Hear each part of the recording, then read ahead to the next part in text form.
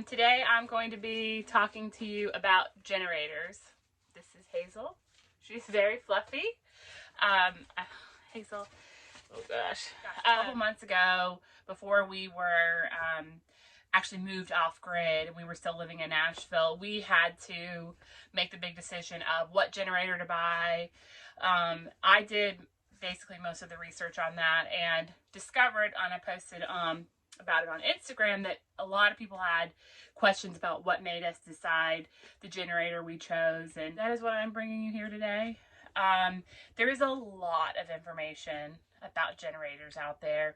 It's very overwhelming. I will go ahead and tell you, I do not know anywhere near all of the information at all. And I'm probably not going to use the right technical terms. If you're looking for like a highly technical video, this is not for you. But these are some of the things that we took into consideration when we picked ours. And I will say we're very happy with the generator that we chose. So first of all, what was a big concern for us going off grid was the type of fuel source it would use. So you can get generators that run on gas, propane, or natural gas. We chose to get one that is dual fuel. So it runs both on gas and both on propane. We have exclusively been running it on propane for a couple of reasons, and this is something to think about. So I think propane is a really good option, specifically if you're using this for a backup generator in an emergency type of situation.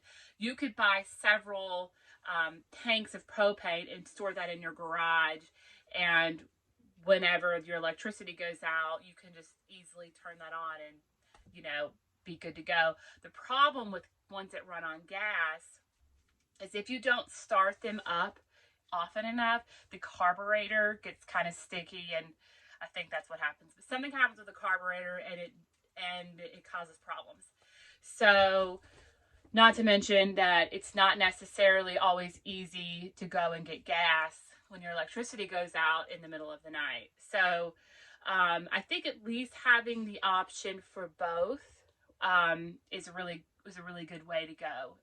It was really good for us because we're not really close to gas stations. We're not really close to a lot of things. So we felt more comfortable just being able to stockpile propane.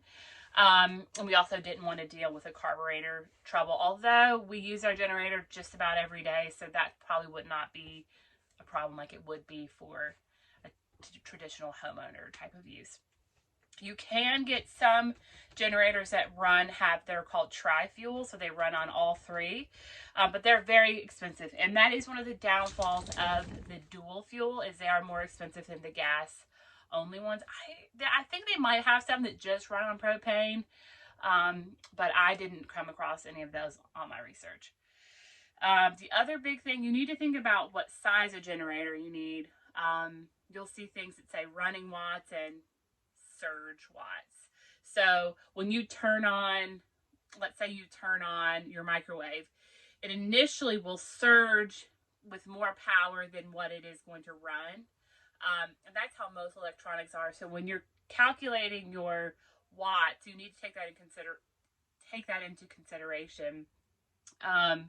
So you just need to look at the wattage on all the electronics that you would want to be using in an emergency, or for whatever reason you're using your generator.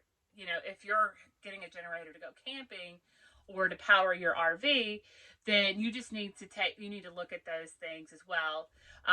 One bit of advice that I would offer is your initial instinct, especially if you had a bigger budget, is to just get the biggest generator you can, so you never had to worry about not having enough power. Well, we didn't quite do that. We certainly didn't get a huge generator, but I think we got one bigger than what our daily needs are. So what that means is it's using a lot more fuel, or propane in our case, to keep it running, and so it's not efficient. So it doesn't really matter. It will use more propane the more wattage you use. So if you had a 3,000 watt something and you're running it at 3,000 watts all day long. That's going to use up a lot more gas than if you were to say using it at 1,000 watts.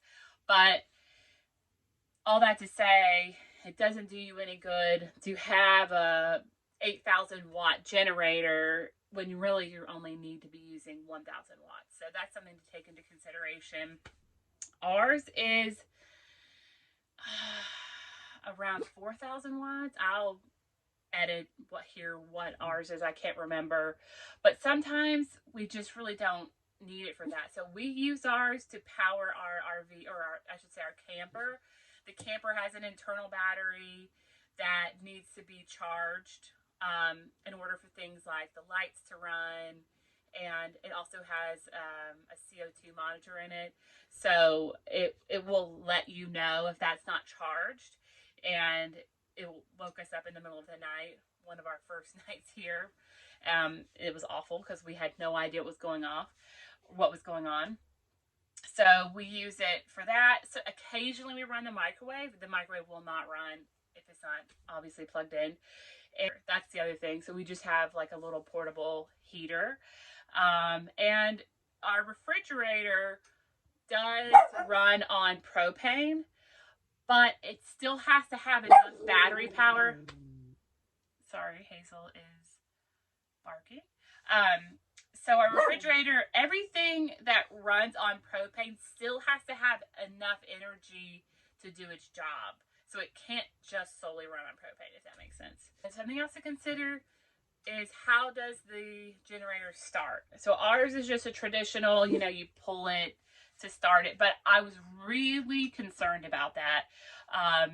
They're less expensive, and that's why we chose to do it, to save some money. But we have had several things that you had to, pull to start, and it's kind of a pain in the butt. But ours is actually really easy to start, so that's not an issue. But you also can get some that just have a button that you press and it will start. And then there are some, the most expensive ones, you can start, like you could be inside your home, or in our case, inside our camper, and have a remote and it would start. And I gotta tell you, when the first couple of really cold nights we had, I sure wish we had that. And I kind of go back and forth about, did I wish we would have spent a few $100 more to get that option. I don't know. Depends on the day. When it's raining, when it's super cold, when it's dark, you're just kind of like, I don't want to start the generator, because we definitely don't keep it running all day long. Okay. So something else to consider is the noise level. So you will look, and each generator will tell you what, I think it's like decibels per something, I can't remember.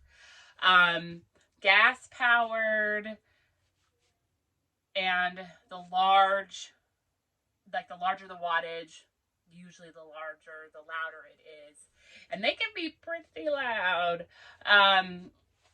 Ours, I'll also put down here what our dBA is, or the decibels are. It's pretty loud, but it's not, it's not so loud that I'm like, oh my gosh, I can't hear, I need to put headphones on. But I do wish it was a little bit quieter. Inverter generators are the quietest type of generator that you can get. They are also one of the most expensive. They come in two forms. So there's like open frame inverter generators and closed frame. We have an open frame inverter generator. And I'm going to be very honest with you. I don't really understand the technology behind the inverter generators, but I do know that one of the problems with generators that are not inverter generators is that it's kind of risky to plug in things like TVs and electronics and cell phones, because of this surge power thing that can happen. Gosh, I know I sound really ignorant when I talk about these things. I really don't fully understand it, but I do remember my research that I felt like we would have our cell phones and things plugged into it, and I didn't want to worry about them getting ruined. And I do know that that is a concern with non-inverter generators. I also was interested in an inverter generator because it was quieter. So the closed you'll see if you Google a picture, the closed ones, they really look like they're encased in plastic. They're a lot smaller. They usually don't weigh as much, but again, they're pretty expensive. So we have an open cell, open frame generator, inverter generator. And it is not that, it's pretty loud, like I said. Also, another thing that you want to look into is the types of outlet it has. We wanted one that already had an RV outlet in it because we were going to be plugging the camper into it. You can get the piece that turns a regular plug into an RV plug, but you lose power anytime you do something like that. So we wanted one that already had that 30 amp plug, I believe is what it is. You know, you may want a lot of outlets, have different needs. So those are just some things to take a look at. Important safety things about running a generator. Never, ever, ever, ever run a generator inside. If your electricity goes out, never put your generator inside. So many people have died from doing that. Another thing is, I would always have, everyone should have a carbon monoxide monitor in their house now anyway, but I would really make sure that I had one of those if you were running a generator.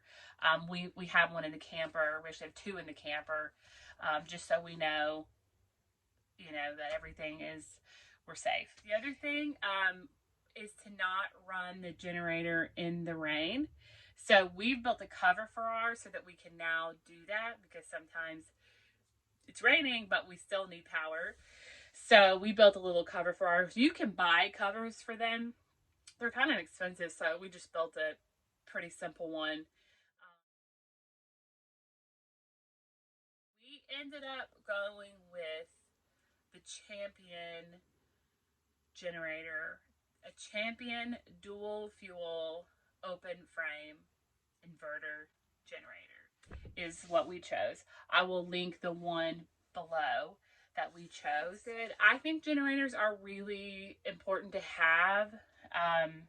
It's just a part of preparedness.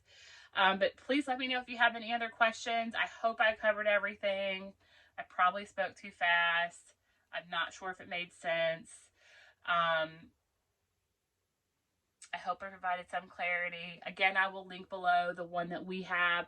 I am actually very happy. I have no complaints about it whatsoever.